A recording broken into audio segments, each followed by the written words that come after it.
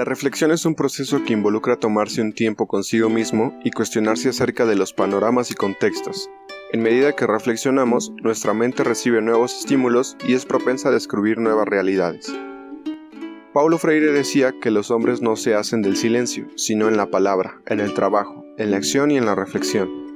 En la Tortuga Frisbee creemos que nutrir la universidad y preguntarse siempre el cómo, cuándo y por qué es el primer principio hacia la transformación. Nuestro contenido busca mirar con otros ojos aquello que puede ser desconocido en lo inmediato, pero que no es ajeno a nuestra realidad. Bienvenidos.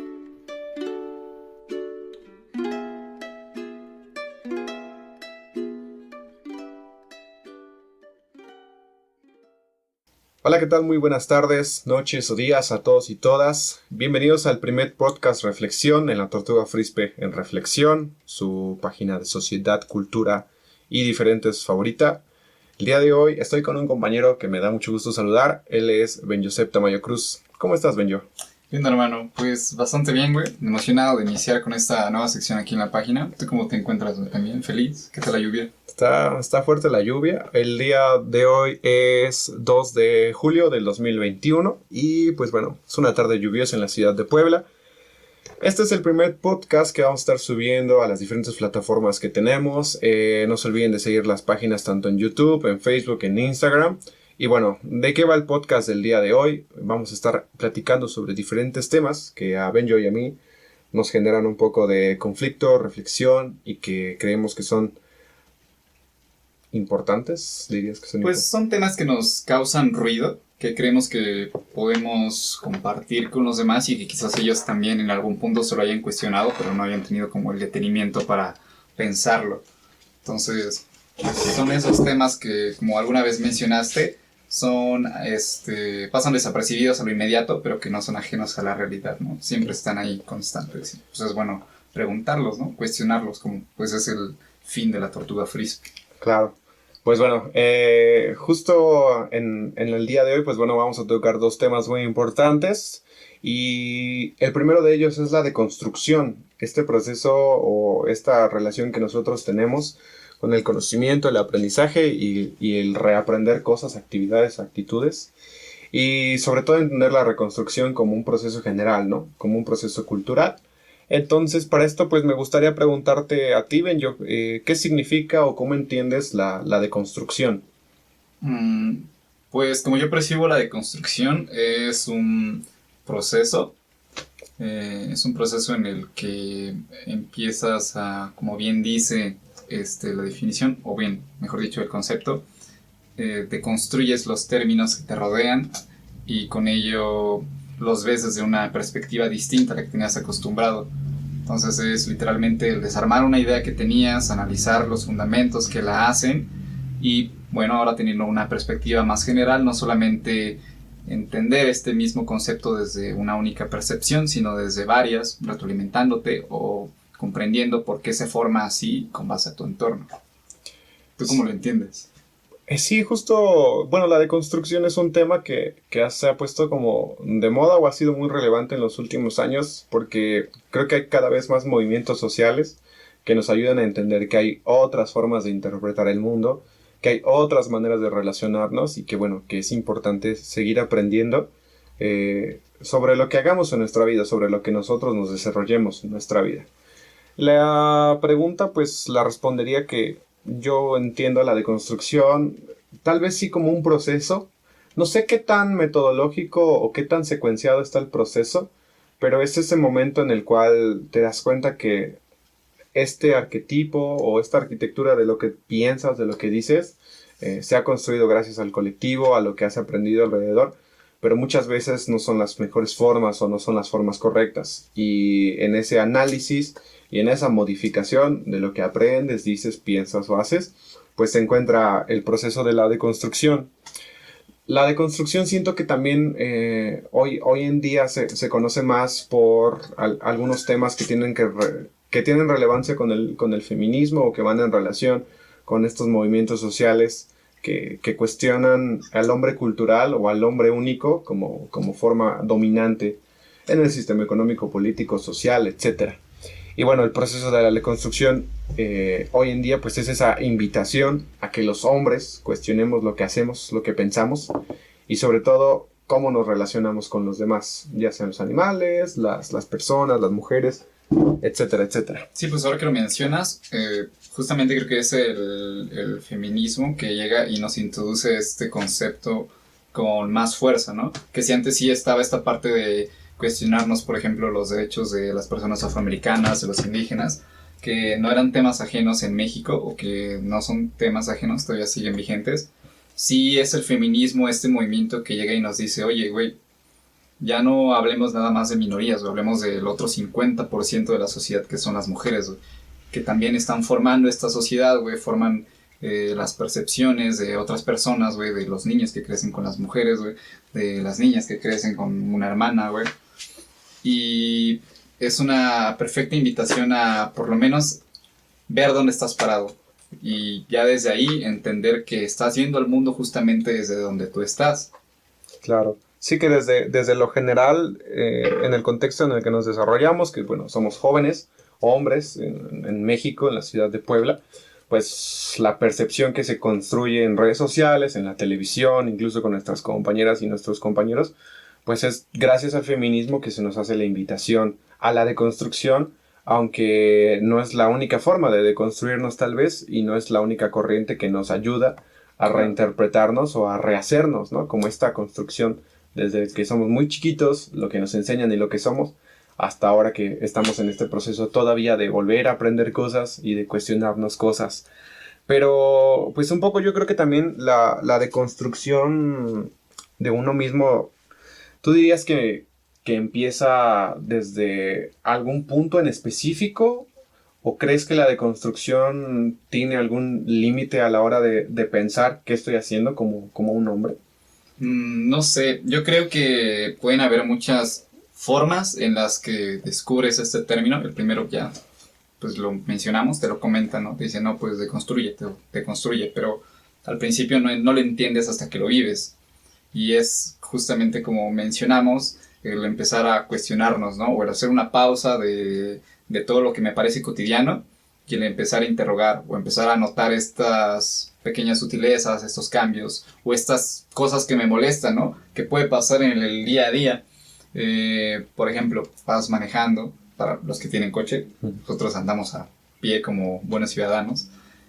Para los que tienen coche, por ejemplo, que les molesta ver a un viene-viene, que les molesta ver a una persona vendiendo dulces en el semáforo. Yo creo que desde que algo te genera molestia, empiezas o puedes empezar a tener ese proceso de construcción preguntándote por qué o qué es lo que te molesta, qué es esa situación. Y siento que es como cuando jalas un hilito en una prenda de ropa y ves que sigue y sigue y sigue. Yo creo que es así como inicia este proceso de construcción. No creo que haya una etapa exacta o haya un proceso exacto, pero creo que sí, el primer acercamiento que se tiene es cuando te incomoda algo y decides buscar un poquito de eso.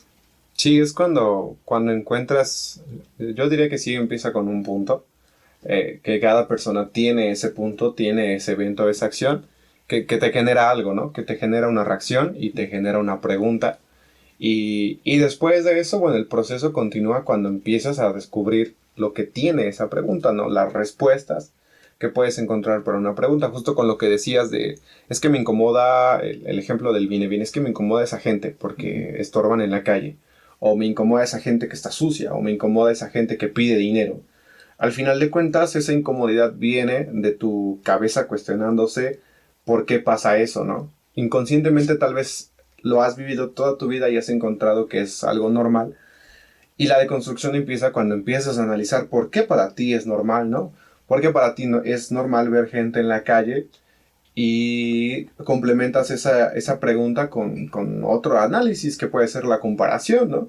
No, pues es que esto es normal porque toda mi vida lo he vivido así y así he entendido que la gente puede ganarse el dinero, ¿no? Pero ¿cómo lo comparas? Pues si es correcto o no, si está bien o no.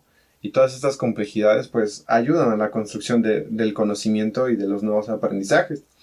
Igual, justo con esta pregunta, pues a mí me gustaría hacerte la siguiente, que es ¿cómo ha sido tu proceso de deconstrucción?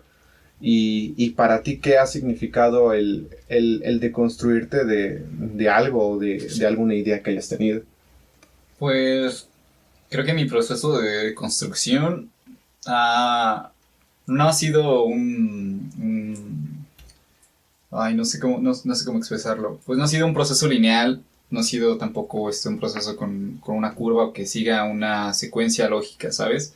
He tenido momentos en los que sí tengo estos cuestionamientos bastante fuertes, indago, conozco y me empiezo a replantear las cosas que me gustarían que fueran y empiezo a entender más las cosas que entiendo que no son y por qué no son.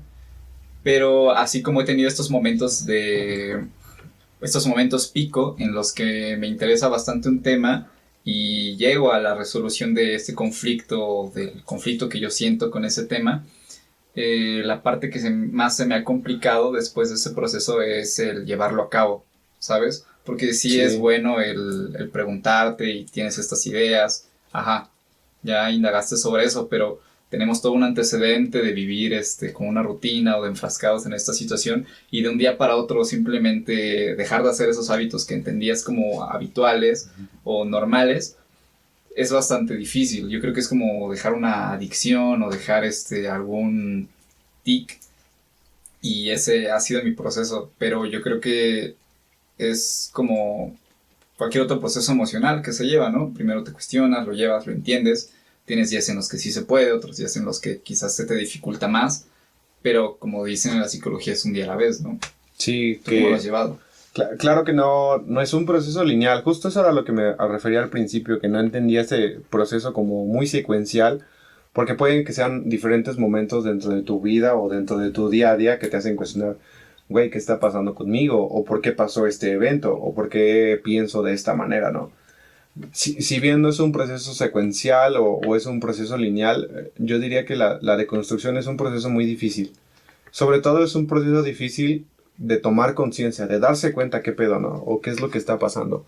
Porque en mi experiencia, muchas de las cosas que he vivido, que parezco que son normales o que parecen que son mi rutina diaria, han seguido y permanecen conmigo aún en día porque no he entendido y no he tomado la conciencia de qué está pasando, ¿no? No he descubierto ese, o no he quitado el envoltorio a una nueva realidad, ¿no? Que es muy difícil porque pues nos enfrentamos primero a que negamos lo que nosotros somos o creemos que somos ya algo establecido, ¿no? Y también el crecimiento humano tampoco es muy visible a nuestros propios ojos. Claro. Creo que lo importante de entender es que muchas veces la deconstrucción también es ayudada por otras personas, sobre todo las que están a nuestro alrededor, y que esa ayuda nos colabora a nosotros para poder decir, güey, estás cambiando, güey, está pasando esto contigo, te ves diferente, haces cosas diferentes. Porque bueno, creo que parte de la rutina, tanto en este caso de estudiar, trabajar, normaliza muchas actitudes y normaliza actitudes que a veces pues no están tan chidas. Y a la hora de hablar de la deconstrucción, pues bueno, es tener un golpe fuerte, un choque mental. Puede ser tanto positivo o negativo ese choque mental. Y tú puedes decir, está pasando esto y quiero cambiar o necesito cambiar. Personalmente, pues yo diría que una de las deconstrucciones más presentes que he tenido, en primera creo que ha sido con la manera en que me relaciono con las personas. Primero con los hombres. De hombre a hombre me he relacionado diferente. Antes yo suponía que era normal llevarse muy pesado con los hombres porque se aguantan. Suponía que todos los hombres me podían acompañar a cualquier lado porque a los hombres no nos pasa nada. Y ahora lo he visto desde otra manera, ¿no? Que también existen otras personalidades en los hombres que debo respetar y que no le puedo caer a todo el mundo bien simplemente porque somos del mismo sexo o tenemos la misma visión, ¿no? Y el segundo momento creo que en mi proceso de deconstrucción, pues sí, la mayoría es con mujeres. Eh, Creo que ese ha sido el más difícil porque al ser un tema que a mí personalmente me pega, mi relación con las mujeres, como las amistades, como las parejas, los noviazgos, etcétera, ha sido difícil encontrar esa personalidad o esas actitudes mías que me ayuden a entablar una amistad con una mujer, ¿no? Si te pongo un ejemplo, pues antes yo creía que las mujeres simplemente eran personas que o todo el tiempo me estaban coqueteando o todo el tiempo yo podía coquetearles a ellas y no existía como este vínculo diferente de amistad, ¿no? Yo creo que más en la secundaria, en la prepa. Y también tenía yo la costumbre de sexualizar o cosificar a una mujer por cómo era, ¿no? Cómo estaba vestida, si era muy bonita, si estaba muy gordita, si estaba muy flaca. Y ese momento a mí me hizo entender años después que no era una actividad normal, ¿no? Y que la deconstrucción me podía a mí ayudar para descubrir por qué no era normal hacer lo que nosotros hacíamos, ¿no? ¿Tú tienes algún ejemplo similar a ese? No, pues yo lo que señalaría o rescataría de tu intervención es justamente señalar que sí, la deconstrucción es un proceso que puede iniciarse solo, pero también puede ir acompañado. No es que yo obtenga una epifanía de la nada y ahora tenga la verdad absoluta y con ello debo de empezar a modificar mi actuar. No, quizás ahora tengo una perspectiva distinta, empiezo a actuar con base a ello, las actitudes que no me parecen, pero en este proceso de cambio puedo recibir retroalimentación de los que me rodean. Pueden decir, ah, pues sí, como pasó este ejemplo de Cristiano Ronaldo, ¿no? Ajá, no quiere Coca-Cola, pero ahora toma agua. Va, está chido. Está bien fomentar que se beba agua, pero ¿por qué agua embotellada, no? Sí. También está este pedo de plástico y así. Son buenas acciones o son buenos cambios que pueden encaminarse a una... pues a una mejor verdad, ¿no? A una más, más compartida. Sí, a una cercana a lo que nosotros queremos y a Por lo que... menos a una que empatice con todos y que quede bien con todos y principalmente conmigo, ¿no? Que soy el que está en este centro hegemónico del mundo. Sí, ¿no? Y que justo en casi todos los que estemos en la relación social, salimos, que trabajamos, que estudiamos, pues tenemos un momento donde cuestionamos lo que estamos haciendo. Incluso no como actitudes negativas, incluso las positivas, ¿no? Uh-huh. Este trabajo no me gusta, o por qué no decidí encontrar otro trabajo, o por qué no estoy estudiando algo que me gusta, ¿no? Creo que parte, creo que importante del ser humano es que siempre tenemos una cosquilla, Uh-huh. o la mayoría de las personas creemos tener una cosquilla hacia ciertos temas o ciertos intereses, que mucha gente interpreta como la vocación, o como el alma, o el sentimiento. Uh-huh. Algunos otros como el destino, ¿no? Ajá. Y a la hora de que tú cuestionas ese destino, pues ya estás desarmando, deconstruyendo un pensamiento que te ha llevado a ser así, te ha llevado a tener ese sentimiento. Y que se regresa a este punto de que la deconstrucción no solo es un proceso del hombre macho cultural, sino es una deconstrucción tanto filosófica y espiritual, o incluso también práctica, ¿no? En las cosas que haces, en tu trabajo, en tu universidad, con tu familia, ¿no? Sí, pues es prácticamente cuestionarte el ser, el por qué eres, ¿no? Uh-huh. Que sabemos que nos formamos por pensamientos, pero esos pensamientos están influidos por lo que vivimos, por nuestro contexto, por las personas que influyen en nosotros. Entonces, desde que como todo esto es un ecosistema, si solamente modificas una pequeña cosa, todo lo demás va a cambiar. Claro, y bueno, a la hora de que te has formado en este, pues en este crecimiento, como primero un niño, luego como un adolescente y ahora como un joven, que posteriormente esperemos que seamos adultos y luego ancianos. Primero Dios. Primero Dios, primero la bachita, frisbee. ¿Has tenido tú algún ejemplo de cómo la deconstrucción te ha ayudado o de qué te has deconstruido, ¿no? Porque ahorita ya hablamos de lo que significa para nosotros reconstruirnos, deconstruir nuestro elemento, pero ¿cómo ha sido o cómo lo has hecho tú o en qué ejemplo podemos visibilizar lo que te has deconstruido? El ejemplo más claro fue, bueno, el contexto es que yo crecí y actualmente sigo viviendo en un entorno en el que predominan las mujeres. Entonces, desde mi infancia, mi pubertad y buena parte de mi adolescencia, no tuve, y lo voy a decir así descaradamente, siquiera que mover un dedo para hacer muchas cosas en mi casa. Sí. Cosa que inicialmente no me cuestionaba. Decía, pues lo hace mi tía porque es buena onda, porque me quiere, mi mamá porque me quiere, mi abuelita porque pues le late o quieren procurarme y que yo esté bien, ¿no? Sí. Este señalamiento de, no lo hagas. No hagas qué, como Exactamente. pero que anda. No hagas voy a lavar los trastes. Ah, no, ahorita yo lo hago. Ah, bueno. Voy a barrer. Ah, no, yo Sí. lo hago. O Ah, sea, va, va. no te dejaban, por ejemplo, lavar los trastes, Ujú. barrer, Y yo recoger. caía en esta dejadez de, entonces no necesita mi ayuda, no lo voy a hacer. Pero, justamente cuando empezó a explotar más este movimiento del feminismo y de que nos empezáramos a cuestionar nuestros privilegios y de dónde estábamos parados, dije, güey, ¿qué pedo? O sea, sí está bien que ellas tengan la iniciativa, pero quizás sea una iniciativa que no es del todo natural. Sí, que no ha sido propiamente de un sentimiento, sino de una costumbre.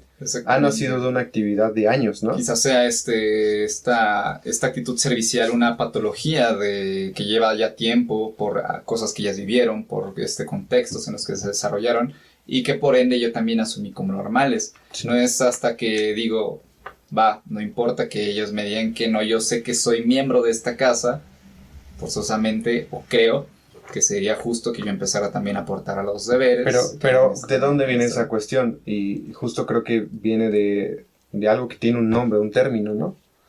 ¿Por qué tu abuela no te dejaba hacer las cosas que haces o tu mamá o tu tía? No sabría decirte cuál, o sea... bueno, yo... Patriarcado. El patriarcado. Yo podría decir que sí es una actitud machista, pero no es un machismo dirigido hacia ti, sino es una costumbre, una tradición en México, que a lo largo del tiempo, pues las mujeres han estado para servir y los hombres han estado para proveer, ¿no? Y ese es el conocimiento general que está construido en nuestra cabeza, que ahora tú estás poco a poco deconstruyendo para entender, bueno, neta, eso está chido, o eso me corresponde a mí, o qué puedo hacer, ¿no? Sí, pues yo le denominaría un machismo crónico, ¿no? Que heredas, no sabes que está, pero sí, ahí lo tienes presente todos los días, ¿sabes? No es tu culpa, o sea, no es tu culpa, pero al final de cuentas ha sido parte de lo que te han metido en la cabeza, ¿no? O que nos han metido en la cabeza. Yo creo que también comparto ese ejemplo, el ejemplo en la casa, que es el más cercano. En la casa no hago algo, o en la casa no me dejan hacer esto, y aunque a veces yo también me molesto un poco con que no me dejen hacer cosas, no encuentro la facilidad para que me dejen. No precisamente porque creo que sí he caído en la dejadez como tú, de, bueno, pues ya lo van a hacer, o ya no me preocupo. Incluso en el miedo de decir, no, pues es que si lo hago me van a regañar, o me van a decir que está mal hecho, o me van a decir que no sé hacer las cosas, ¿no? Pero creo que también es parte del constructo, el general, que empezamos a deconstruir, ¿no? Que hay que empezar a deconstruir primero como nosotros mismos, como el aprendizaje de que nosotros también podemos hacer las cosas. Y cuando yo viva solo, pues también voy a tener que hacer mis propias cosas, voy a tener que lavar y que no hay género para hacer cosas, no hay actividades que tengan algún tipo de género específico, pero que al final de cuentas, dentro de nuestras relaciones sociales, pareciera que sí existen, ¿no? Los roles, pareciera que sí existen. Y que justo creo que es la invitación, retomando otra vez el movimiento del feminismo, que es la invitación a cuestionarse y a cambiar y sobre todo a compartir, porque muchas veces no compartimos lo que aprendemos. Hey. Y pues bueno, tal vez en este momento de tu vida, ¿cómo aplicas la deconstrucción? ¿Qué representa? ¿Dónde se manifiesta? Más allá de lo que platicamos ahorita, por ejemplo, de la casa, en otra esfera de tu vida. Pues creo que ha aplicado la deconstrucción, por decirlo aplicar. No sé, creo que me he detenido mucho más a preguntarme el porqué de las cosas o el por qué las cosas son así. Antes, como te mencioné, sí era de caer en la dejadez. Veo que las cosas son así y son así porque ya Dios lo quiso o Dios es la naturaleza. O la naturaleza. Así es la sociedad, así funciona. Sí. Pero no, ahora ya soy más de, por lo menos, detenerme a cuestionar por qué son así las cosas. Y el segundo paso, que ya determina si puedo tener participación en un cambio de eso que me molesta o no, es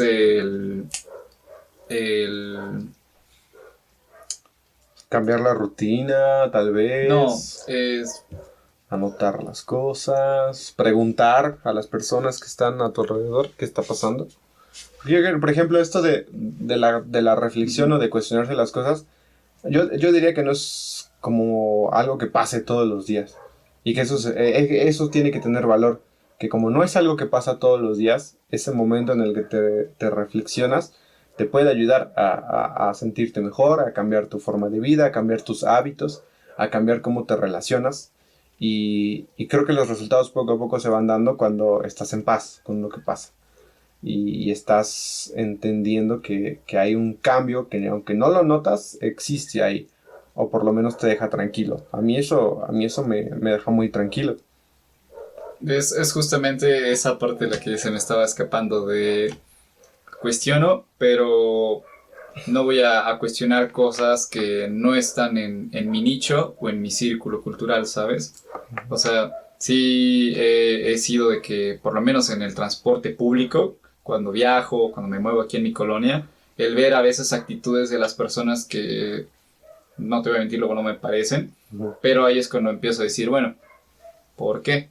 Entonces empiezo a tener ya este proceso de preguntas, entender el contexto y luego saber, bueno, si es algo que me molesta, pero es algo en lo que puedo intervenir, es algo que puedo señalar o es algo que ya es patológico, que ya viene de un tiempo, que viene de una estructura social que claramente no está en mis manos.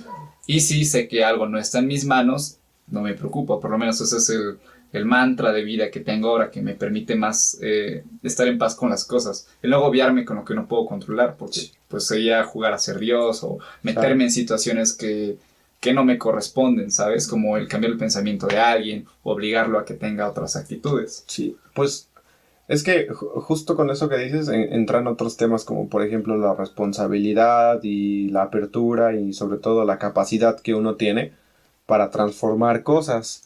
Yo creo que ahí, justo en la transformación o en hacer algo, lo que juega un papel fundamental es desde qué lugar te posicionas para intervenir o para relacionarte. Porque justo como diste el ejemplo, hay gente que nos obliga a hacer cosas, que nos han obligado a pensar, como por ejemplo nuestros papás nos han obligado a pensar en ciertas actitudes, actividades, doctrinas, pero que al mismo tiempo se justifican a través de una ayuda, ¿no? Es que esto es lo mejor para ti, es que esto es lo mejor para lo que hacemos nosotros, es que esto te va a ayudar, ¿no? Y creo que esa posición, una vez que juega y que defines como opresión o como una obligación o algo impuesto, pues no aporta demasiado a alguna transformación. Y creo que ahí la deconstrucción podría entrar como ese lugar en el que encuentras no sé si esa habilidad o ese safe place para poder entenderte de, güey, todo lo que me han enseñado realmente es para mí. O sea, todo lo que yo he hecho en mi vida realmente es algo mío o es algo que los demás me han construido, ¿no? Y que mi respuesta sería, pues te han construido y está en ti la decisión cuando te des cuenta, cuando tengas esa esencia, esa pregunta de saber si estás cómodo, si no estás cómodo con eso y tratar de cambiarlo, ¿no? Si es Sí, el pues sí. caso. Y bueno, yo en la manifestación de la deconstrucción, primero podría ser mi relación con mis familiares. O sea, la relación con mis familiares sigue siendo una relación donde yo me he apartado por mis condiciones, por mis sentimientos, pero que poco a poco estoy tratando de cambiar, ¿no? Tenía muy presente esto de que los hombres no lloran. Ahora estoy tratando de encontrar esas lágrimas que me ayuden a sanar cosas. Grande, grande. Tenía también la cuestión de que los hombres tenemos que trabajar, ¿no? Y que ese era mi motor de vida, tener que trabajar, porque la construcción de un hombre mexicano, bachítero, es que tiene que trabajar para proveer una familia, ¿no? Y que realmente mucha gente se ha construido bajo esa idea. Y bueno, nos echamos la mano entre todos para entender y proponer nuevas alternativas. Y regresando un poco a la posición política, creo que cuando te posicionas queriendo compartir, a ayudar con un sentimiento positivo a alguien, creo que es ahí cuando puedes transformarlo y es justo cuando la persona se puede dar cuenta de lo que está pasando. Que hace rato me hiciste el comentario de qué pasaría si una persona me hace daño y yo no quiero cambiar la forma en la cual me está haciendo daño o yo le quiero hacer entender a las de a huevo que ella tiene que estar cambiando. Creo que eso se explica en la manera que entendemos la palabra intervenir, ¿no? O sea, uno piensa que intervenir es cambiar de raíz lo que te está molestando en esa persona y con eso ya lo tienes solucionado. Pero yo creo que la intervención también puede ser simplemente comentar, oye, no me siento cómodo con lo que haces, ¿no? Ahí estás interviniendo, ahí estás generando un parteaguas entre una situación que te disgusta o que no estás cómodo con ella y una situación que vas a permitir o que, Sí. como dijimos, se va a volver cotidiana, ¿no? Sí, que es como, por ejemplo, me hiciste daño, te doy un putazo o te doy la mano, ¿no? Y en esas dos relaciones puede haber un resultado diferente. Siguen siendo dos problemáticas grandes, un universo muy grande a la hora de que las analizas, pero bueno, en cómo te relacionas con los demás puedes encontrar un resultado tanto positivo como negativo que te ayude a construir, ¿no? Más que a destruir, porque creo que también parte de lo que nos han construido, tanto como la familia, la sociedad, la escuela, pues es que yo voy primero, yo soy primero que todos los demás, yo tengo que conseguir algo antes que los demás, y este rollo meritocrático de cómo podemos conseguir éxito, y etcétera, etcétera, pues también se puede deconstruir, ¿no?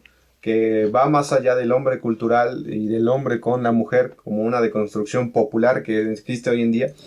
Pero creo que para eso está el conocimiento, ¿no? Para eso está el aprendizaje, para que puedas deconstruir todo lo que te rodea o todo lo que te causa gracia, todo lo que te causa molestia, dificultad, ¿no?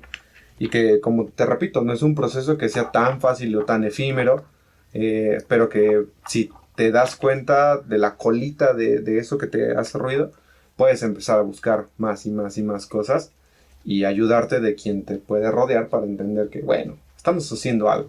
¿Y crees que el conocimiento te lleva directamente a la deconstrucción? O sea, el conocer más de un tema hace que vayas a cambiar estas ideas. El conocer o puede más, arraigarlas más. el conocer más te ayuda a colorear el mapa completo. Porque si solamente conoces un país dentro de todo el mundo, solo vas a interpretar tu mundo dentro de ese país, ¿no? Yo solo he vivido en México, conozco México, sé que en México hay mar, pero nunca he visto las auroras boreales en Canadá, ¿no? Entonces, cuando yo investigo sobre las auroras boreales en Canadá, pues entiendo que puedo colorear el mapa de otro color y que ahora hay en mi universo dos países. Y esos dos países me pueden ayudar a construir algo más. Asemejándolo un poco como a la realidad. El entender el conocimiento como una pequeña cadenita que nos ayuda a seguir preguntándonos si esa cadena que nosotros formamos es de metal, es de plástico, si tiene muchos eslabones, si está coloreada o no, no. Poco a poco vamos entendiendo si esa cadena que nosotros vamos formando con conocimiento, con aprendizaje, es parte de nuestra construcción o es parte de otra construcción, ¿no? Porque puede que estemos construyendo cosas totalmente diferentes a lo que nosotros creamos, pero pues es necesario aprenderlas, ¿no crees? Yo creo que el conocimiento no es necesariamente un detonante de la deconstrucción, porque puedo aprenderme la historia completa del feminismo, pero si no me cuestiono que el feminismo tiene cierta razón de ser por lo que hay en mi casa y no me doy cuenta, de nada me sirve tener toda esa fuente de información. Bueno, pero ahí tú estás hablando de información teórica, no del conocimiento, pero el conocimiento propio pues puede ser un conocimiento empírico, un conocimiento práctico, o sea, de cualquier manera creo que... O sea, sí es un ejemplo, pero sí. Hablo del conocimiento en general. Yo siento que no es... ¿Tú crees que sí es un detonante de la deconstrucción? Sí, sí es un detonante cuando aprendes cómo está construido algo, empiezas a hacer otras relaciones mentales para poder entender qué podrías hacer con eso. Pero justo no es lo completo, no es lo único que necesitas para hacerlo. Y bueno, contigo podría entender la relación de que el conocimiento es un detonante, pero no es el 100% del proceso que te ayuda a conocer todo lo que estás viendo. Creo que si no tuvieras ese conocimiento, si no hubieras aprendido lo que estás aprendiendo hoy, nunca hubieras llegado a ese momento de deconstruir lo que estabas pensando, ¿no? Y puede ser la viceversa, que primero hayas tenido un gran choque mental para después buscar qué significa ese choque mental. Y es como acercarte al problema desde dos formas. Acercarte al problema primero estudiando y luego practicando O puede ser que primero hayas practicado ese problema y luego lo hayas definido y luego lo hayas reinterpretado. Ah, es que ahora que practico con mi mamá, ya sé por qué mi mamá es una madre soltera, ¿no? Toda tu vida entendiste a tu mamá como una figura soltera, no casada, sin un papá. Y nunca la has cuestionado. Y cuando aprendiste su historia, aprendiste de dónde viene, qué es lo que pasó a lo largo de su vida, ahora sí ya puedes entender muchas prácticas que tiene tu mamá, muchos sentimientos que tiene tu mamá arraigados en el pensamiento, que te hacen ser más empático, que te hacen cambiar la forma en la que le hablas, que te hacen sentir pues sí, otro sentimiento hacia tu mamá. Muy diferente a que no hubieras conocido la historia de tu mamá y pues tú siguieras en tu machismo y siguieras en tu macho de que pues tu mamá es así y Dios la hizo así, ¿no? Qué bueno que comentas la empatía, porque justamente como te repito, no diría que es un detonante, más bien los llamaría herramientas en el proceso de la deconstrucción, porque también puede ser que inicies la deconstrucción con con la percepción, ¿no? Quizás eres una persona poco perceptiva, todo te pasa por encima, pero ¿qué tal si un día decides mirar a otro lado? Prestas atención. Ahí ya no es necesario que forzosamente investigues sobre el tema, porque el detonante en ese momento fue ver ahora algo fuera de mi zona de confort. Yo diría herramienta el conocimiento, bien la investigación, la percepción, también empatizar, ¿no? Quizás en algún momento de tu día o de tu vida llegan y te comentan algo. Quizás nunca habías estado en una situación así, pero puedes tratar de ponerte en los zapatos del otro o entender este contexto del que viene, de cuáles son sus emociones, cómo es la persona, porque si se acercan a ti, supongo que ya te tienen esta confianza para tratarte y tú ya por ende conoces a la persona. Puedes empatizar y eso puede ser una herramienta para empezar a deconstruirte. Sí. Tú tendrías, bueno, viéndolo desde mi punto de vista, ¿tú crees que hay otras herramientas que ayuden al proceso de construcción para un hombre o para cualquier persona? Pues sí, o sea, justo hoy tú y yo estamos hablando de construcción de hombres, porque somos hombres, Sí. y luego podemos hablar con otras personas sobre otros temas de construcción. Pero, o sea, principalmente, y ahí con lo que dices, o sea, la empatía, la solidaridad y todos Bueno, la los sororidad, ese sí es no, un pacto de mujeres. No, solidaridad. Solidaridad. La otra solidarios. es... La otra, Sororidad. Soro, ajá, esto es soli. Yo estoy hablando de la soli. Solidaridad. Ajá. Que son valores que se relacionan, que no significan lo mismo, pero que aportan algo positivo a un acto, a una persona, a cómo te relacionas, ¿no? Y bueno, creo que retomando lo que decías de alguna habilidad o alguna practicidad de una deconstrucción, en primera sí, un momento es darte cuenta de lo que está pasando. Como ya lo repetimos creo que varias veces, pues esa es la cuestión. ¿Qué hubo con eso? ¿O ¿Qué hubo con? ¿Qué hubo con? ¿Qué es lo que está pasando en ese momento? Lo siguiente yo creo que podría ser, más allá de una investigación, entendiéndola como una investigación en la computadora, en los libros, pues es más diferente, o sea, es preguntar sobre el tema, platicar sobre el tema, ver contenido sobre el tema, sea contenido escrito, digital, audios, videos, o seguirte relacionando con ese evento que te causa conflicto, ¿no? Seguirlo repitiendo para que tú poco a poco vayas encontrando tus propias conclusiones o definiciones de acuerdo a lo que has vivido. En este caso muy presente, creo que una de las cosas en las que yo aplico la deconstrucción repitiendo un momento o repitiendo un patrón podría ser cuando me acerco a una amistad hombre y cómo yo le hablo cuando no lo conozco al 100%, ¿no? Ya no presupongo que él me tiene que aguantar, ya no presupongo que le tengo que hacer comentarios chistosos, y ahora intento cambiar la forma a una forma más política, más correcta, más neutral, lo más neutral posible para poder relacionarme con él. Creo que ahí la deconstrucción a mí me ha ayudado a darme cuenta que puedo caer mal si mi individualidad supone que todos me pueden ayudar y que todos me deben escuchar porque estoy en un problema o porque tengo una opinión más grande que la otra, ¿no? Creo que también la habilidad práctica que estabas mencionando entre el conocimiento y cómo lo podemos construir, sí necesita de alguien. Creo que no necesitamos de nosotros mismos o no podemos hacerlo solos. Como lo decíamos al principio, ¿no? Que Sí. no es forzosamente un proceso que se lleva solo. Uh-huh. No puedes ver tu avance desde una sola perspectiva, porque sería caer en el egoísmo, en el egocentrismo. Sí, entras a otras prácticas que no están tan chidas a la hora de verte. Entonces, pues al proceso de construirse están pues esas herramientas que yo te comento, y también pues, el comodín, que es pedir apoyo, ¿no? Nunca está de más en cualquier momento. Y creo que ese yo creo que sería el primer paso que podría ayudarnos a los hombres para deconstruirnos, ¿no? El tener la abertura de empezar a comentar las cosas. Sí, somos muy... Aunque sea entre hombres, ¿no? Quizás nada más entre puro hombre, no importa, pero pues ya lo estás comentando, ya te inundas de otras ideas. Sí, somos muy rebuscados. Bueno, no diría somos completamente todos los hombres, pero los hombres que yo conozco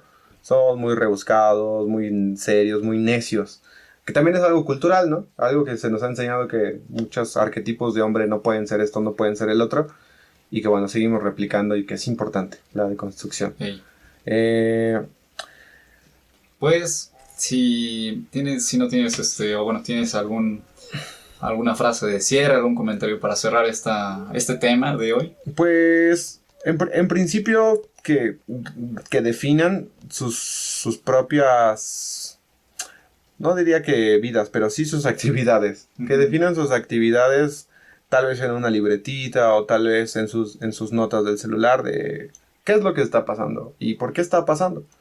Y yo creo que también se podían acompañar mucho de las palabras básicas de cualquier análisis, que son por qué, cuándo, cómo y dónde estoy haciendo lo que estoy haciendo, cuándo lo voy a hacer, por qué pasa esto. Y que estén muy pendientes, y que tengan sobre todo la apertura de escuchar a los demás, de escuchar lo que está pasando, de escuchar a sus compañeros, a sus familiares, sin ponerse ustedes siempre en el primer lugar, ¿no? Claro. Porque a veces es no me interesa, o eso nada más es de mujeres, o eso nada más es de mi familia, yo soy diferente. Pero eso también te construye al final de cuentas, porque te relacionas con ellos, porque pasas tiempo con ellos, porque vives con ellos. Yo diría eso. Y fíjate que justamente eso que dices de evadir otras ideas, creo que hasta nos hace quedar más cobardes, ¿no? El huir del enfrentamiento de ideas es pues yo diría que es un miedo común, ¿no? El a veces no sentirnos escuchados, o creer que no tenemos la razón, o que estábamos equivocados. Es que tenemos miedo a que nos marquen un error, ¿no? A que nos y tenemos miedo a ser juzgados, porque, por ejemplo, en la escuela, si te equivocas, pues tienes una tacha, o eres el... Una tacha, invita. Saca. No, bueno, una tacha. Tienes un tache, tienes un error, eres un burro, no sabes, no puedes. En la familia también pasa con los niños chiquitos, pues con las tareas, ¿no? Es que él no puede con matemáticas, porque es burro, porque no le gustan los números, porque no le gustan las matemáticas, ¿no? Entonces, ante esa cultura de que no nos podemos equivocar, hoy en día muchos adultos y muchos jóvenes tenemos la negación de preguntarnos, o de cuestionarnos, o de que alguien nos cuestione, o de, sí, oye, Benjo, ¿por qué tu suéter está roto? ¿No?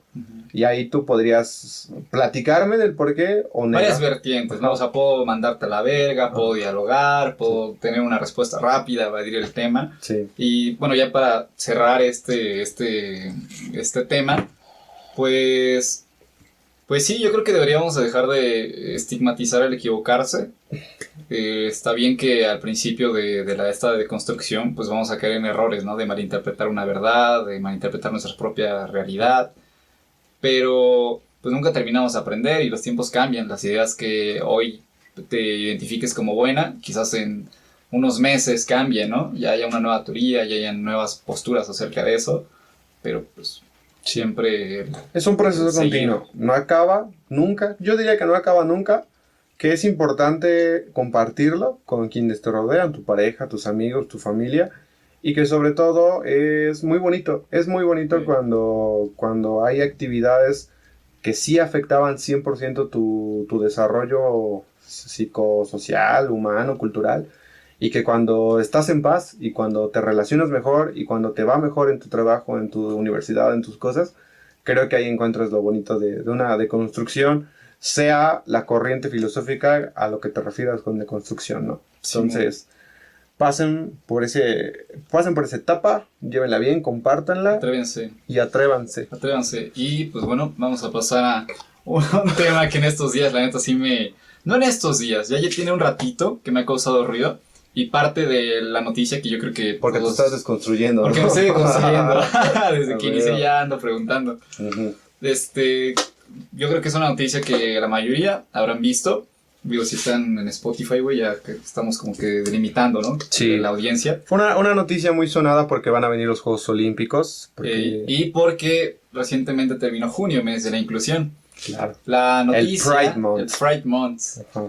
Recientemente hubo esta situación en la que en la categoría femenil del evento olímpico de halterofilia, un hombre trans ganó el primer lugar y no hubo ningún cuestionamiento. Fue una inclusión que estuvo bien para ciertos ojos, pero que yo quiero traer a la mesa para cuestionarlo, hermano.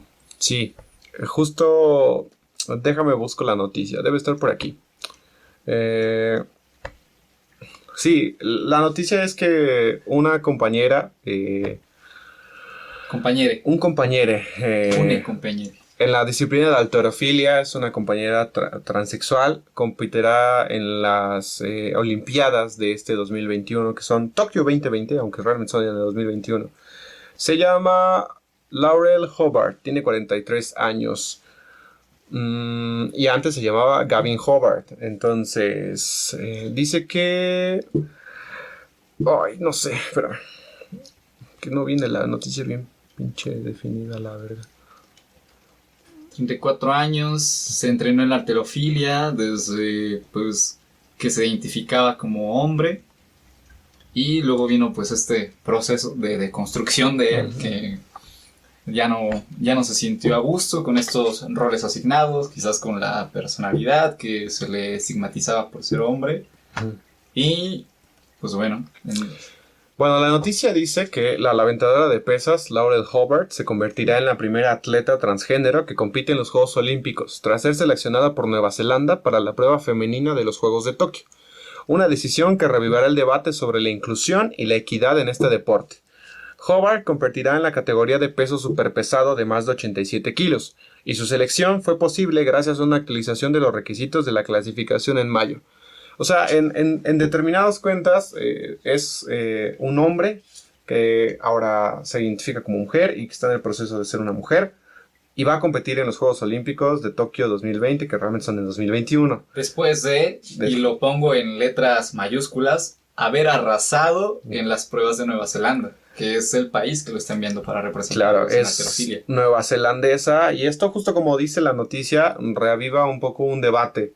Y el debate en esta cuestión es, los hombres y las mujeres tenemos las mismas capacidades, y creo que el aterrizaje son capacidades físicas en el deporte. Claro. Es un debate que, bueno, de principio me parecía como muy cerrado. Era, no, realmente no, los hombres y las mujeres somos muy diferentes para los deportes. Pero hoy en día, gracias a mi deconstrucción,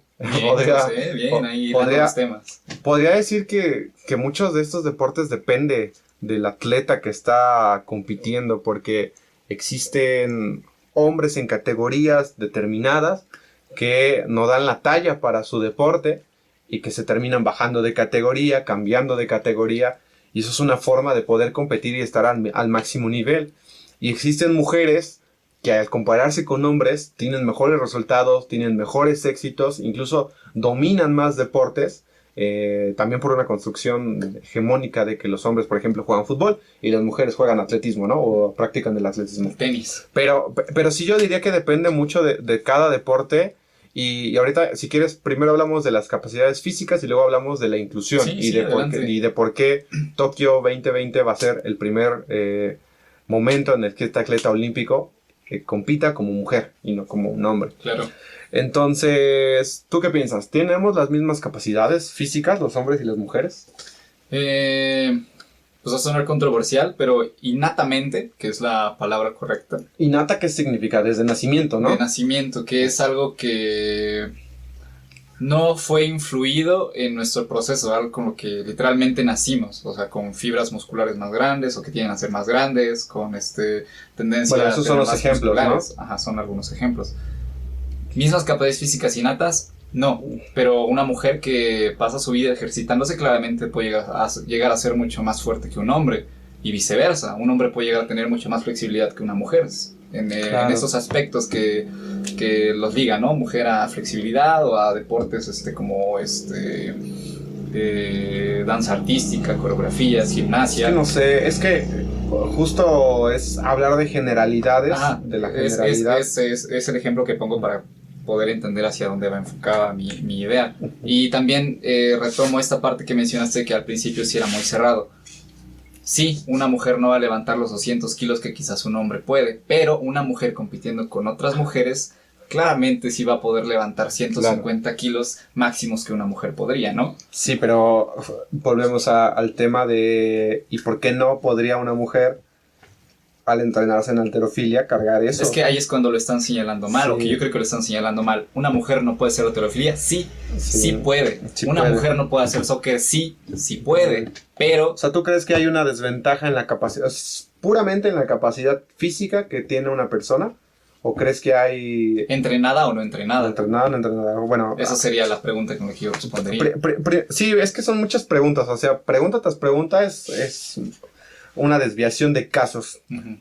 Te la voy a contestar así. Yo creo que de nacimiento, comparto lo que tú dices, los hombres y las mujeres tenemos diferentes capacidades físicas.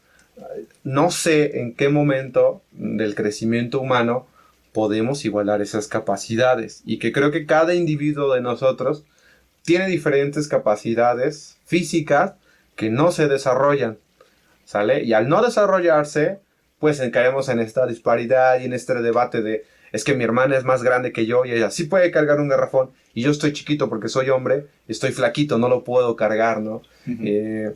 Pero creo que comparto contigo, de nacimiento los hombres y las mujeres tenemos diferentes, no sé si capacidades, yo le cambiaría el nombre a características. Características físicas. Sí, porque a la hora de hablar de capacidades, tal vez estamos cayendo, justo ese sería nuestro primer error, o ese es el error de la polémica que están hablando ahorita. De lo que es capaz. De lo que es capaz. Claro. Yo diría que son más características. Obviamente, por ejemplo, desde los genitales tenemos una característica diferente. Claro. Tal vez desde cómo nos desarrollamos hormonalmente también tenemos otra característica diferente. Una tendencia una tendencia. Otras características. Hay mujeres que, por ejemplo, desarrollan más testosterona, otras mujeres que desarrollan más estrógeno.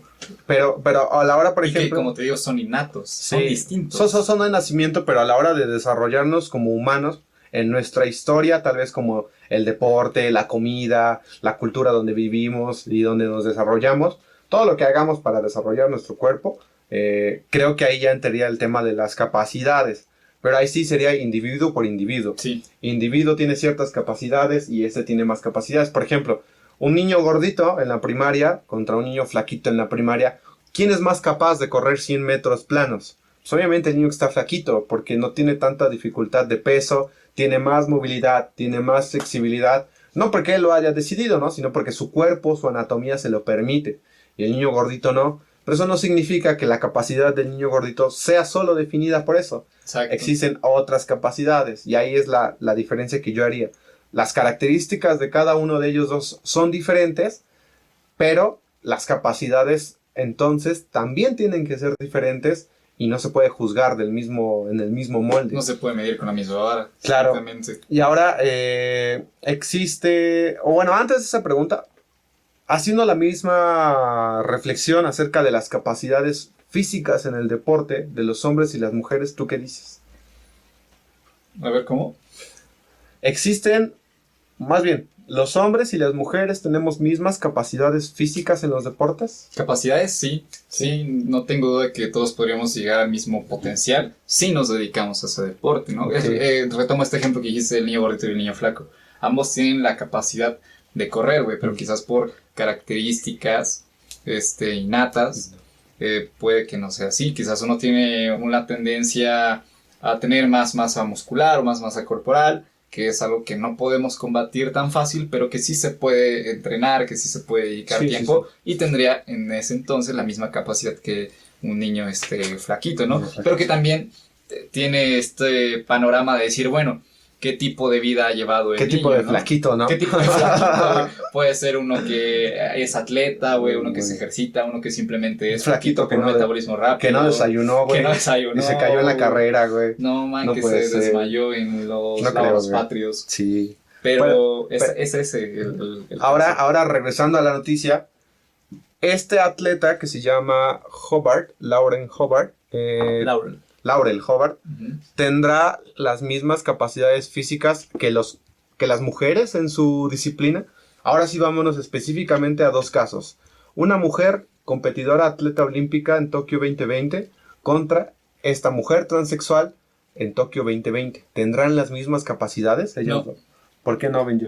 No, porque las categorías en las que iniciaron ambos son distintas. Okay. Ella trae el antecedente de haber participado en halterofilia cuando todavía se denominaba hombre. Cuando era hombre, entonces la historia de Laurel, que antes se llamaba... Influye en su capacidad actual para levantar peso, que difiere con el entrenamiento. El entrenamiento o la historia atlética o de entrenamiento de una que mujer, han tenido ¿no? las atletas Sí. de halterofilia. O sea, la historia de Laurel Hobart es que cuando era hombre ya levantaba pesas y levantaba mucho más peso que su media de las mujeres en los Juegos Olímpicos, ¿no?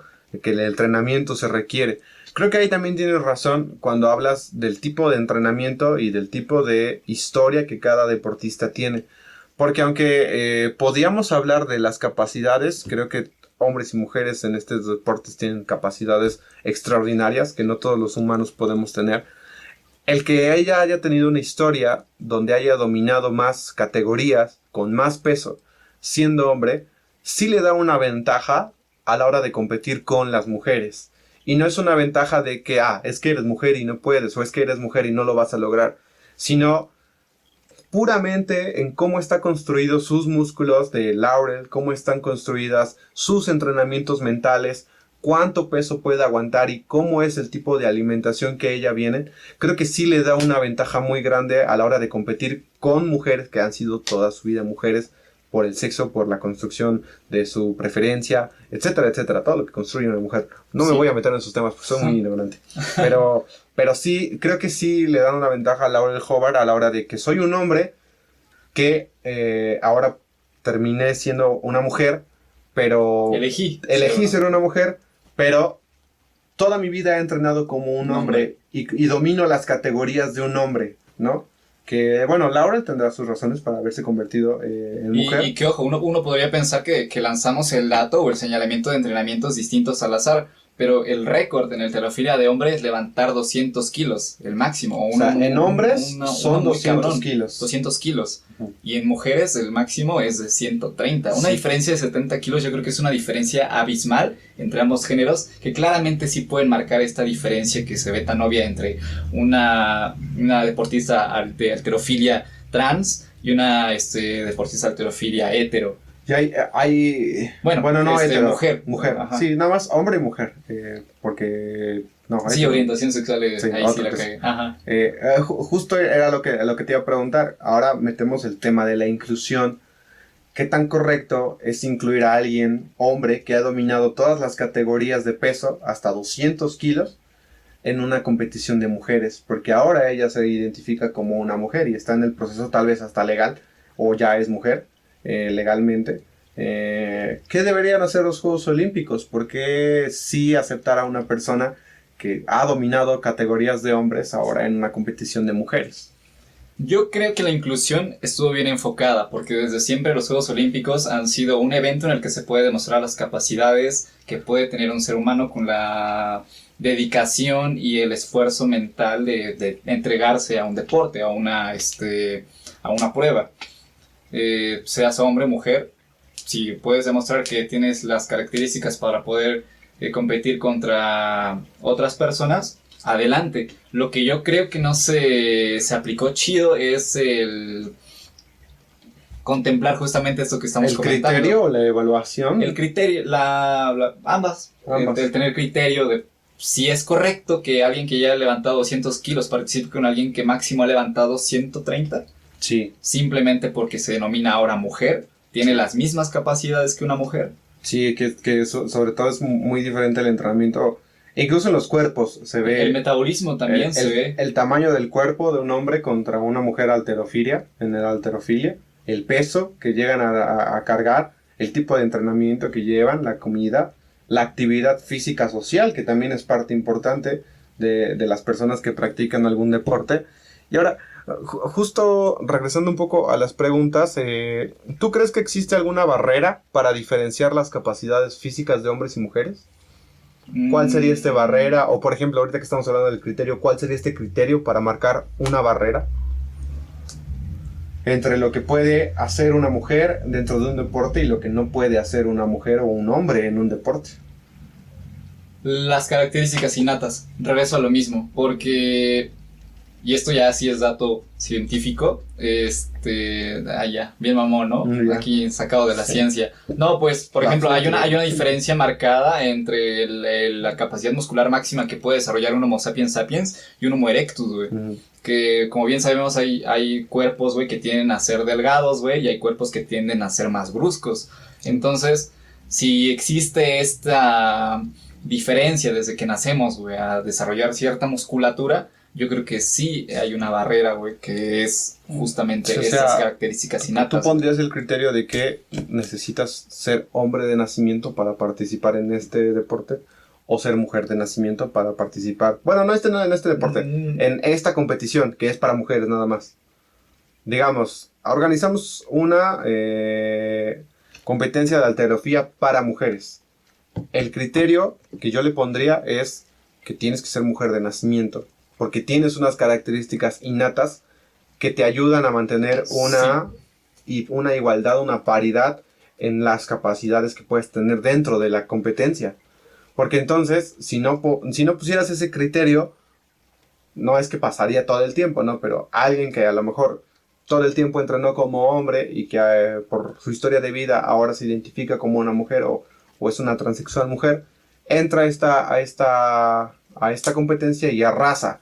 Pero no necesariamente la identificación más bien, no necesariamente la identidad o el sexo define lo que haya pasado en esa competencia. Creo que lo que define es el entrenamiento y las capacidades que ese cuerpo tiene dentro de esa competencia, ¿sabes? Creo que aquí, sobre todo, el debate se hace mucho por este tema donde culturalmente las mujeres no pueden hacer ciertas cosas y donde existe pues un poco la discriminación, el machismo, ese tipo de definiciones que ahorita no las recuerdo. Sí, pero se entiende. Pero se entiende. O sea, creo que este debate se hace mucho más grande porque existe esta discriminación hacia las mujeres y este machismo que nosotros tenemos a la hora de creer que algunos deportes son solo para ellos. Pero ahí caeríamos en cazar brujas, ¿estás de acuerdo? No, yo creo que, o sea, el debate se hace grande, se hace noticia por esto. Si hubiera pasado en otro lado sin tanta difusión y en una cultura donde todos podemos ser todos y lo que queramos, no creo que se haría un debate. Pero el debate es esto, que existe una barrera totalmente puesta por las instituciones en las cuales tienes que ser mujer de nacimiento, tienes que ser hombre de nacimiento y a la hora de competir no se juzga realmente la historia, el entrenamiento, sino se juzga quién eres para competir, ¿sabes? Entonces yo creo que serían dos barreras las que podríamos poner. La primera que sí mencionas es del historial deportivo. ¿A qué entrenamiento te has sometido? ¿Qué factores han influido en tu desempeño atlético, en tu desempeño en general del deporte, ¿no? Sí. ¿Qué entrenamiento has llevado? ¿Cuáles han sido tus categorías? Y eso. Y la otra, pues sí, la barrera de la inclusión, ¿no? Que también está vista la inclusión actualmente. Sí, desde dónde se posiciona, ¿no? Que volvemos, que es un debate sumamente grande, que no se puede definir solamente por una postura, que tiene que estar analizado por varias cosas, pero yo creo que creo que es eso. Si juzgas, haciendo como esta comparación a una máquina por un color, no vas a entender realmente el funcionamiento de esa máquina por dentro, ¿no? Que a la máquina no le importa si eres verde, si eres azul, si eres rojo. Si la máquina está hecha y tiene más capacidad que la otra máquina, esta máquina va a producir completamente diferente, exponencialmente de lo que lo hace la verde o la roja, ¿no? Muy buena analogía. Claro, o sea, yo creo que entonces la pregunta ya no sería, es que eres hombre o es que eres mujer, sino Te preparaste. te preparaste para esto y tienes ciertas características así pruebas, y llevas estas pruebas, entonces sí puedes participar, ¿no? Yo creo que debe haber otros criterios más grandes que solamente la identidad del hombre o la mujer. Uh-huh. Y que deberían, así ya como un comentario, deberían de plantearse para los Juegos Olímpicos, porque imagina, si empiezan a surgir más y más de estas situaciones en las que hombres que han participado en pruebas de hombres ahora se identifican como mujeres, ¿qué posibilidad hay entonces para las mujeres que toda su vida se han preparado como mujeres y les arrebaten el título de esa forma? Ahorita no sé si te acuerdas que también pasó con Miss Universo, que un hombre transgénero, transexual, no recuerdo, había competido en un lugar de mujeres. Ganó Miss España. Ajá, y que las mujeres que estaban alrededor no compartían esa idea de que alguien de esa identidad pudiera competir, porque significaba una disrupción muy grande en lo que ellas comprendían como un evento para mujeres, un evento de belleza que veían o que consumían hombres, y que en el juicio o en la categoría que ellos creían estaban en desventaja, ¿no? Creo que siempre hay una cuestión, sea hombre, mujer u otra identidad, a la hora de hablar de ventajas o desventajas, porque nos posicionamos y pensamos que todos estamos en el mismo escalón, que justo las instituciones, no sé si totalizan o hacen una media y desde ahí te evalúan, tienen un estándar completo. Y entonces cuando hablamos de ventajas y desventajas, decimos, no, es que todos arrancan desde cero. Y cuando compiten, entonces sí se van haciendo uno más grande, uno más chico. Pero creo que desde la hora de la competencia, desde la hora en la que estás... Desde que se pone una media, ¿no? Desde que te pones una media, ya estás negando muchas características que nos ponen o en ventaja o en desventaja. En este caso con Laurel, lo que se pone en ventaja es que la categoría en la que ella ha competido desde su historia como hombre ha sido mayor a la media que la institución de los Juegos Olímpicos pone para las mujeres, y que su historia y sus logros y sus récords han sido muy diferentes en capacidad y en resultados a los de una mujer que también compite en halterofilia, ¿no? Entonces, obviamente va a haber una discusión y una desventaja, porque las mujeres que están alrededor piensan, ¿no? Pues esta chava o este chavo antes cargaba todo este peso y ahora va a venir a competir conmigo, que toda la vida he cargado un peso normal, ¿no? Uh-huh. Y no es ni un rollo de quién está bien o quién está mal, o quién está correcto o quién está incorrecto. El rollo es que hay una media.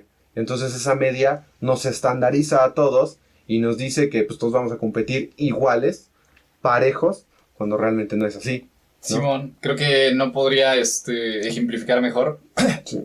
eso que dijiste, porque sí, existe la media que contempló, es mujer, no ha usado testosterona, tiene tal peso, tiene tal características, y con esa fue la media que se quedaron, ¿no? Sí. Pero no tomaron en cuenta el antecedente deportivo de Laurel, sí, que claramente era una ventaja. Sí, que es una ventaja y que no define tal vez si lo que está pasando está bien o está mal, porque puede que estamos ante una nueva forma de entender una competencia, y que puede que a lo mejor en varios años ya no dividamos entre hombres y mujeres las categorías, sino que puedan competir hombres y mujeres en las mismas categorías, porque o tienen las mismas capacidades, o algunos de ellos tienen una historia diferente que los ayuda o que los desventaja a la hora de competir, ¿no?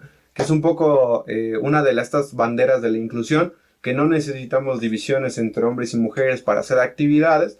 Yo creo que en ciertos casos sí debe de haber unas divisiones, porque para el sistema en el que vivimos es más fácil ejemplificarnos de esa manera. Y creo que lo importante es entender que la inclusión, que la empatía, que los derechos que nosotros otorgamos a las minorías, pues nos ayudan a descubrir y a reinterpretar un mundo que ya estaba construido, pero que ahora necesita deconstruirse y volver a construirse para incluirlos a ellos. Y creo que eso es lo chido y eso es lo rico. A la hora de que nosotros ponemos un elemento nuevo en un sistema viejo, obviamente nos va a causar una total negación y vamos a estar molestos, porque nosotros queremos seguir comportándonos como el sistema viejo y que los nuevos ahí estén. Que no me toquen a mí porque yo me comporto como los viejos. Siendo que yo propondría que este sistema viejo, cada que se le agregan elementos nuevos, también se transforme el sistema, el más grande, que sería un nuevo sistema, donde ya no sea, es que tú eres hombre y compites con los hombres, yo soy mujer, y ahora ya me dicen hombre y compito contigo, sino reinterpretamos lo que pasa, reinterpretamos la disciplina, la cambiamos o hacemos algo para que tú y yo podamos llegar a una cierta ventaja y a lo mejor hasta competimos juntos. Y no me importa si tú eres hombre o si tú eres mujer, sino me importa qué tan capaz eres para hacer esta actividad, ¿no? Creo que eso es lo chido. Y trasladando, por ejemplo, la inclusión a otro ejemplo, pueden ser trabajos para hombres y mujeres. Obviamente, creo que tú y yo compartimos la visión de que cualquier mujer puede hacer cualquier trabajo y que cualquier hombre puede hacer cualquier trabajo si se prepara, si se especializa, si tiene el ambiente para desarrollarse. Pero ¿qué pasa? Que muchas veces seguimos con el mismo sistema viejo pensando que va a seguir funcionando igual porque una mujer entró, cuando no es así, ¿no? Tendríamos que cambiar eso. Es lo que justamente ya mencionamos, los antecedentes, es lo que sería este parteaguas entre si es capaz o no para realizar la misma actividad que un género u otro. Y no sé, yo creo que nada más sintetizaría en que la inclusión debe ser bien pensada. Por ejemplo, ahorita se vio forzada, güey, y se vieron, no diría estragos, güey, pero sí se vieron hasta, voy a decirlo, una injusticia, que no sé si sería del todo eso, güey, porque sí cumplió con los requisitos, ¿no? Sí. Pero pues sabemos que era un hombre que cargaba hasta 200 kilos. Sí, sí, es esta parte que igual, a lo mejor tú y yo estamos juzgando justo con lo que ahorita estoy diciendo, con un sistema viejo, de un aprendizaje viejo, el que una mujer transexual transexual esté compitiendo en un deporte para hombres, ¿no? Y que justo esto que estamos haciendo, tal vez a ti y a mí, nos ayuda a entender otra manera diferente de, por ejemplo, como tú estás diciendo, de planear un evento, de planear una competencia, una disciplina, una categoría. Entender que a veces la inclusión, si es lo que yo quiero, puede entrar en mi sistema, y si no lo quiero, pero excluye a otros. Como las que señalan las TERF, ¿no? Las radicales de la inclusión en este aspecto del feminismo. Ah, sí, pero solo mujeres, güey. Sí. Y las trans y este pedo. Sí. Las demás. Sí, que siempre va a haber una lucha y creo que cualquier comentario, cuando sea para aportar, es bueno, pero que no le va a caer bien a mucha gente por lo mismo de que tratar de complementar todo para todos, de cierta manera, creo que hasta es, no sé si utópico, pero muy inestable. ¿Por qué? Porque no existen los mismos recursos para todos, porque no existen las mismas condiciones para todos, y porque no todos tenemos los mismos intereses a la hora de hablar sobre un tema. Y justo regresando un poco, o cambiando el tema, es con la educación. No sé si hace un año te diste cuenta que la Universidad Autónoma de Puebla, la UAP, metió a todos los alumnos por pandemia. Hoy en día decreció la admisión por lo mismo de que la universidad no se daba abasto y capacidad para meter e incluir a todos los estudiantes aspirantes.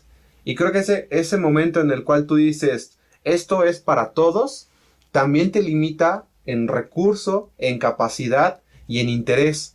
Y no es una limitación que tú hayas decidido, sino el mismo ambiente o el mismo contexto te da los límites. También este ejemplo se ve reflejado como, no sé si has escuchado que para vivir como la clase media de Estados Unidos necesitamos 3 veces nuestro planeta. 3 veces nuestro planeta nosotros necesitamos para poder consumir, para poder comer, para poder tener comodidad, para poder ir a trabajar como si fuéramos americanos de clase media, ¿no? Entonces eso te deja un break mental de por qué existe la pobreza, de por qué existen las clases sociales, de por qué existe la supervivencia del más fuerte en nuestro planeta. Y no sé si es un rollo tan establecido que seguirá siendo así, ¿no? Seguirá porque, aunque no hay el mismo recurso, tal vez podríamos hacer que todos comiéramos lo mismo y nos iría chido. Siempre va a haber gente que quiera ponerse primero en la fila y siempre va a haber gente que va a hacer gandalla en la fila y que va a consumir más que los demás, ¿no? Entonces, esa desventaja y esa ventaja tendremos que discutirla y reflexionarla con más inclusión, con más empatía, con más perspectivas, tanto de mujeres, de hombres, de personas viejas, adultas, jóvenes, de todo tipo. ¿Algo más que comentar, mi estimado Benjo? No, pues sin ahondar más en esos temas que mencionaste de último, que yo creo que pueden servir para un futuro podcast, pues sí, estoy de acuerdo en que se puede llegar a una inclusión que pueda complacer quizás a la gran mayoría de las personas, pero para eso se necesita consenso, entender todas las situaciones, analizar todos los panoramas posibles y tratar de ajustar esta solución lo más posible a las necesidades de la mayoría de la población, que sabemos que es imposible que, como tú mencionaste, se logre algo benéfico para todos, porque, bueno, hay un macrosistema que actualmente nos lo impide, ¿no? Entonces deberíamos de pensar en quizás una utopía para suponer ese tipo de cosas. Pues bueno, terminado este primer episodio de la Tortuga Frisbee en Reflexión, el primer podcast, que aún no le ponemos nombre como a la serie o eso, pero bueno. Muchas gracias por habernos escuchado. Dejen sus comentarios, sus propias reflexiones también. Y los invitamos a seguirnos en todas nuestras redes sociales, que son YouTube, Facebook e Instagram por ahora. Esto va a subirse tal vez a Spotify o a YouTube. Vamos a estar checando. No se olviden también de retroalimentarnos también, porque pues a veces parece que la Tortuga Frisbee da mensajes que son muy buenos y así, pero también pueden retroalimentarnos o ayudarnos a crear más reflexión para pues crear un conocimiento entre todos, ¿no? Claro, pues bueno, muchas gracias a todos y a todas, a todos también, sea la identificación que tengan. Muchas gracias, buenas noches y hasta luego. Cuídense mucho, nos vemos.